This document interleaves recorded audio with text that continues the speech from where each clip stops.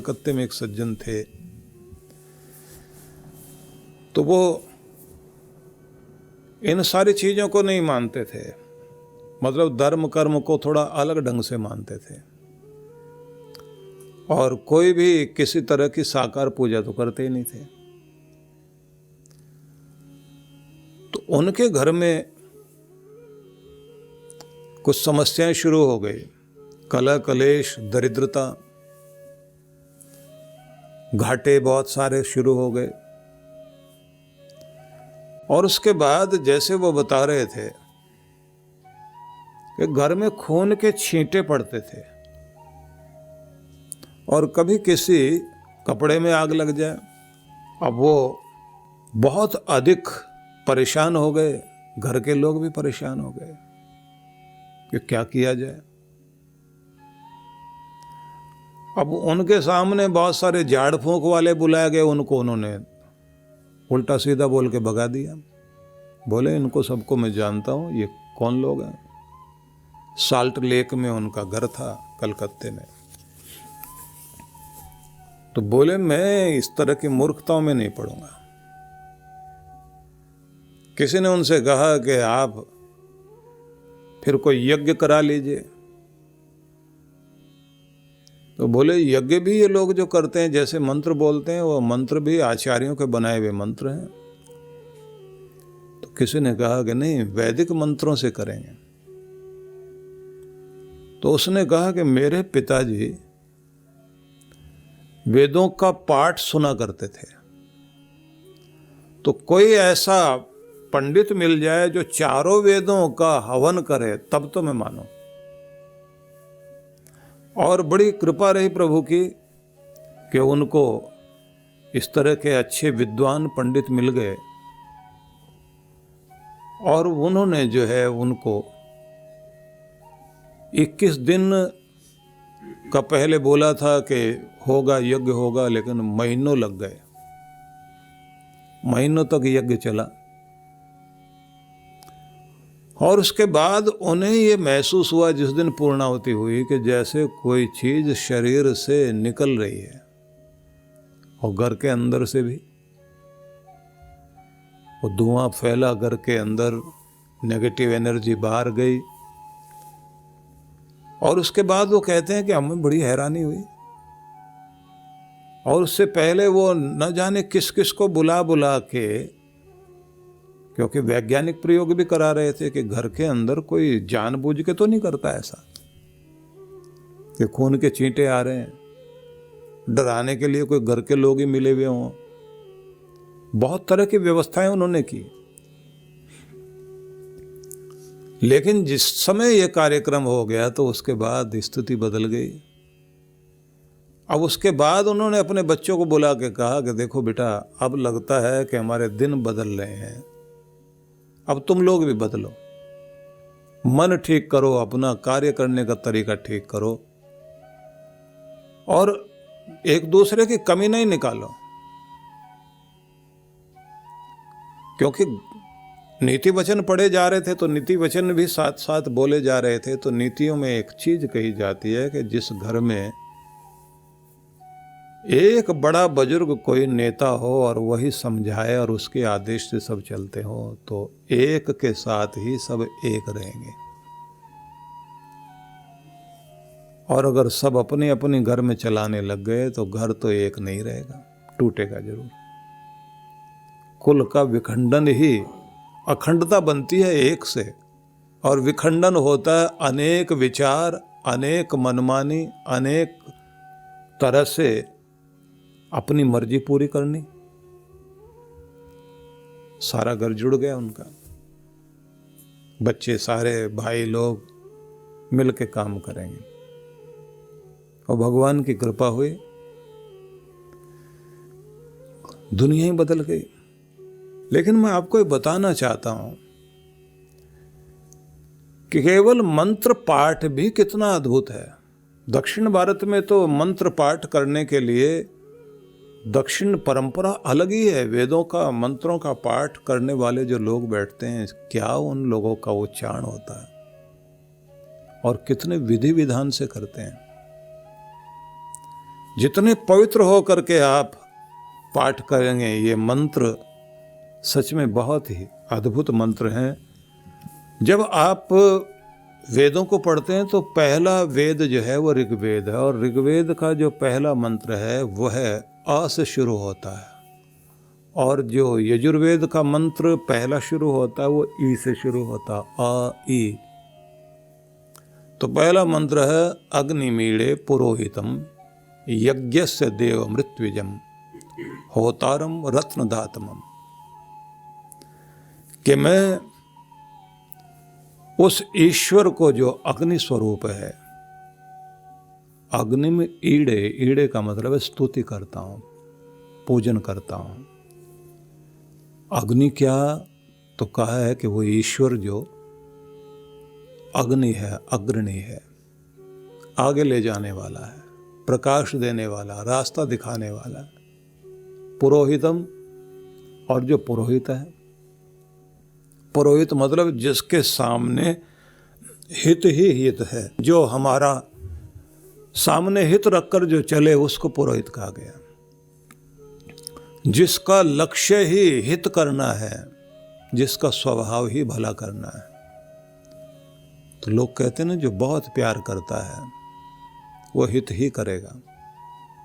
तो किसी की शादी हुई थी, पति पत्नी में दोनों में बहुत प्यार था, और दोनों ही यात्रा करते हुए समुद्र में जा रहे थे, एक नौका में जल विहार कर रहे थे, तो भयंकर तूफान आने लगा। भयंकर तूफान के बीच में अद्भुत युवक था, उसने कोई गीत गाना शुरू कर दिया, और गीत भी जैसे बहुत खुश होकर के गा रहा हो। पत्नी कहे मरने लग रहे हैं, और तुम्हें क्या हो गया ये? बोले आज उसका गीत गा रहा हूं जिसने अपना बहुत प्यारा रूप तो दिखाया है, आज भयंकर रूप दिखा रहा है। तुम प्यारे रूप को ही लेकर के स्तुति करो, ऐसा तो नहीं। तूफान थोड़ा सा रुक गया। अब पत्नी बोली कि आप तो बड़े अजीब लगते हैं,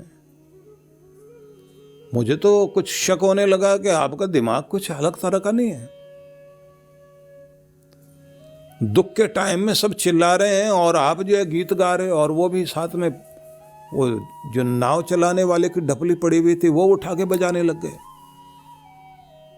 ये रूप तो आपने कभी नहीं दिखाया था, इतना सुनना था।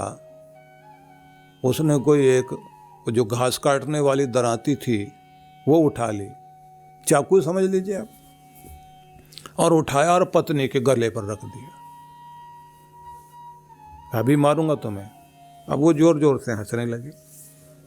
तुम मुझे मार ही नहीं सकते, अपने को मार लोगे लेकिन मुझे नहीं मारने वाले तुम, क्योंकि ये तो मैं जानती हूं तुम्हें।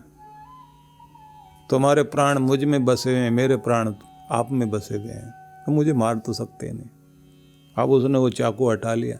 बोले तुझे कैसे भरोसा है? बोले प्यार के कारण। बोले बस यही समझ ले, मेरा भी इतना ही प्यार भगवान से है। मुझे भी पता है कि वो मारेगा नहीं, वो रखेगा तो उसका प्यार है, जैसे भी रखे। और अगर जैसे तू आखिर में बोल रही थी ना कि तुम मारोगे नहीं, और जब मैंने कहा कि अगर मार दिया तो, बोले आपके हाथों से मरना भी अच्छा लगेगा। कि मैं भी आखिर में यही बोल रहा था कि अगर तूफान की तलवार लेकर आया है तो तेरे हाथों से, तेरे इस तूफान से भी मरना अच्छा लगेगा, लेकिन तेरा प्यार कम नहीं करूंगा, तुझसे शिकायत नहीं करूंगा। तो जिसके सामने हित होता है वही तो पुरोहित है। परमात्मा को कहा कि तू पुरोहित है और आगे ले जाने वाला है। इससे वेद की शुरुआत हुई, इस मंत्र से। कहा कि तुझ देव का मैं की स्तुति करता हूं, क्योंकि तेरे सामने एक ही लक्ष्य होता है, हित करना, भला करना। जैसे माँ, जैसे पिता, जैसे गुरु, हर बात में उसके पास एक ही चीज होती है, मेरे बच्चों का हित किस में है, उनकी भलाई किस में है, और कुछ सोच ही नहीं सकते। जो हमारी भलाई ही सोचे वही तो पुरोहित है। अग्नि मीड़े पुरोहितम यज्ञस्य देव मृत्युजम। जो यज्ञ मतलब तो यज्ञ है ही है, परोपकार। जो हमारे कल्याण को करने वाला, हमारा हित करने वाला, और जो यज्ञों को, पवित्र कार्यों को करने की प्रेरणा देने वाला है, ऋत्विज्ञम। वही जो ऋत्विक यज्ञ करने वाले जो लोग होते हैं, जिनको यज्ञ करने की जानकारी है, वो ऋत्विक लोग। जो यज्ञ को करते हैं, महान कार्यों को करते हैं। यज्ञ, एक यज्ञ तो ये हो गया जिसमें लोग आहुति देते हैं।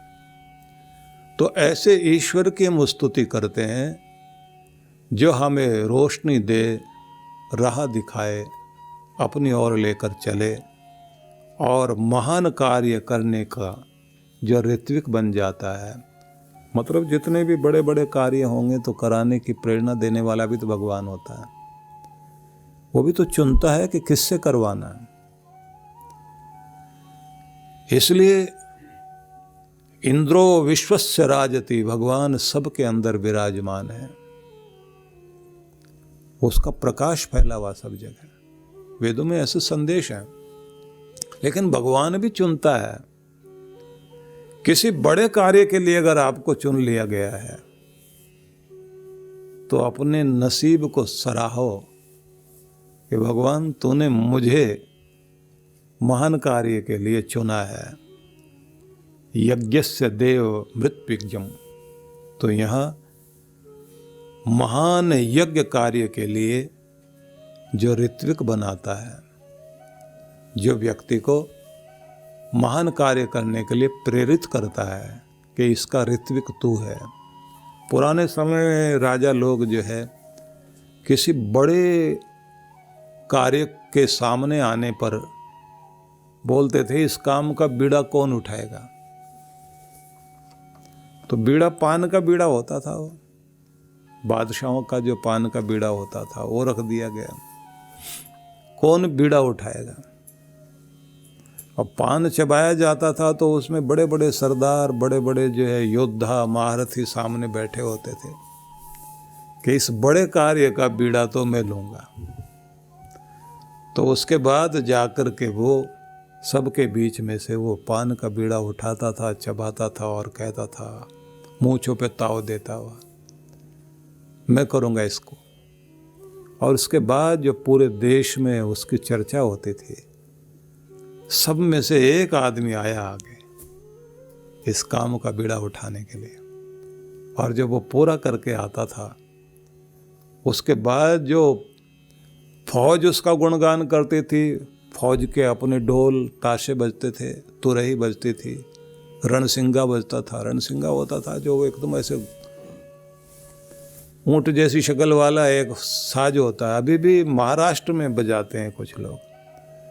और उसे बजाने वाले लोग, जो पुराने वाला रणसिंगा अभी तक के जो मैंने देखे हैं वो तो अलग तरह के। जो पुराना मैंने देखा, उस आदमी के लिए तो ये कहा जाता था कि इसको कम से कम 100-150 ग्राम घी पिलाना।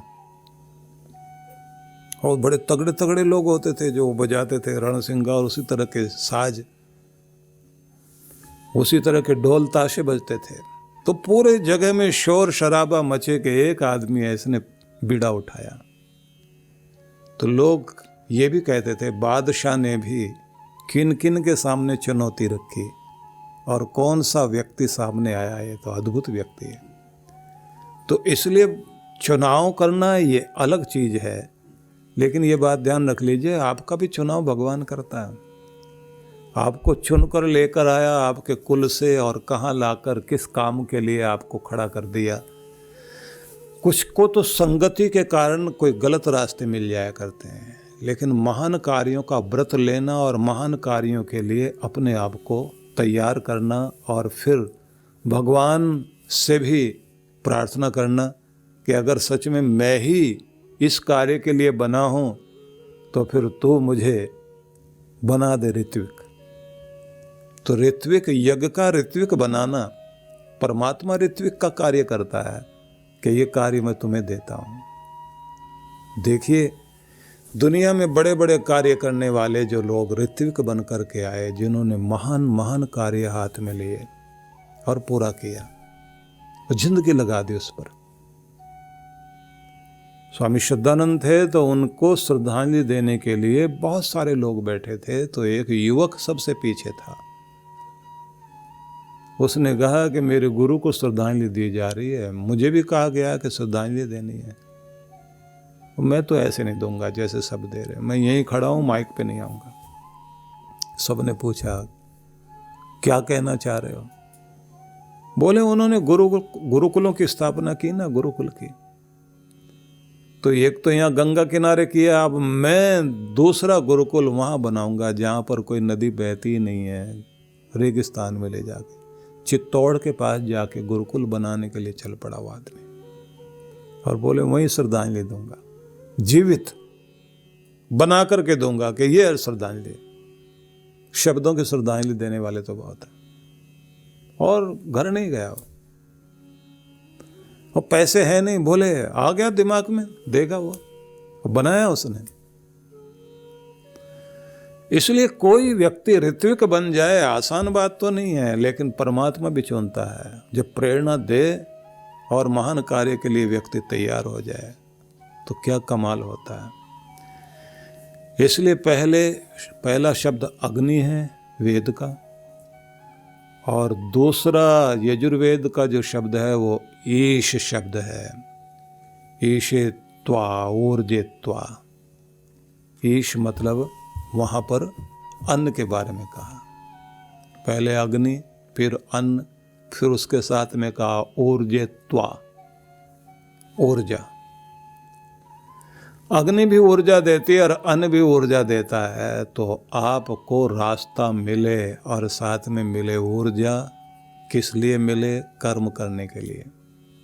श्रेष्ठतमाय कर्मण, ये भी इसी में आया है, इसी मंत्र में ये भी आया है कि तुम्हें रोशनी देने वाला रास्ता दिखाए और साथ में तुम अन्न आदि के द्वारा अपने आप को सबल करते हुए ऊर्जावान होकर श्रेष्ठतम कर्म करने के लिए अपने कार्य क्षेत्र में उतर आओ। ये भाव है। मंत्र का अर्थ तो करेंगे वो अलग है। इसलिए मैं ये कहना चाहता हूं कि ये वेद साधारण नहीं है, लेकिन इसमें महत्वपूर्ण बात कही गई है कि अग्नि को अपना प्रकाशक मानो, परमात्मा को जो हमें रास्ता दिखाए। संस्कृत में एक कहावत है, अनायका विनिश्यन्ति नश्यन्ति बहुनायकः।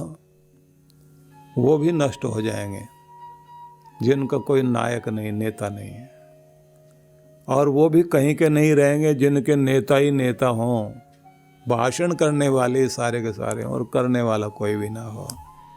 जिनका कोई नेता नहीं और जहाँ अनेक नेता हों, उनका कभी भी भला नहीं होगा, और उनका भला होगा जो वेद का एक मंत्र है जिसमें कहा गया, वयम राष्ट्रे जागृयाम पुरोहिता। हम राष्ट्र के जागरूक प्रहरी बनकर कार्य करने वाले बने। तो आज का संदेश इतना ही।